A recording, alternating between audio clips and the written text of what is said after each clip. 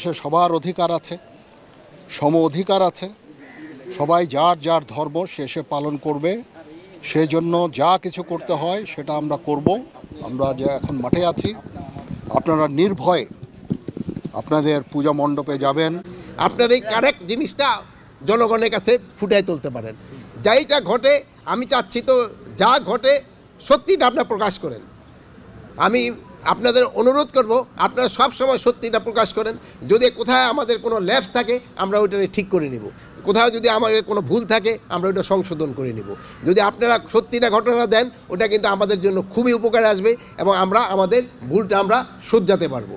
আর যদি আমরা কোনো কিছু ভালো কাজ করি ওটাও আপনারা প্রকাশ করবেন, আপনাদের কাছে অনুরোধ করব। আপনারা তো অবশ্যই ভালো কাজ করছেন। আমি আমার এখানে বিশ্বজিৎ ভদ্র, রাম, তারপর মিহির, এরা শৃঙ্খলার দায়িত্ব পালন করছে জোরদার সাথে।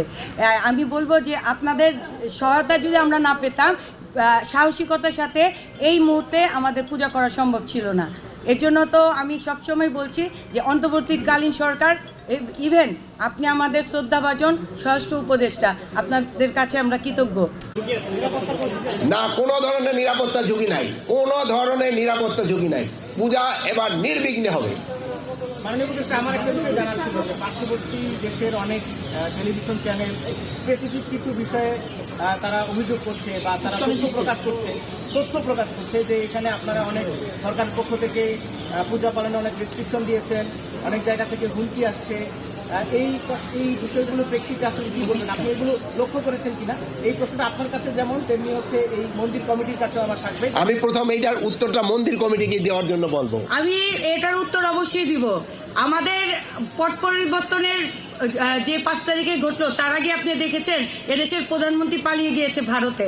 আর ভারত থেকে এই উস্কানিটা দিচ্ছে এই কারণেই যে এরা মানুষের কাছে প্রকাশ করতে চায় যে সাম্প্রদায়িক দাঙ্গা।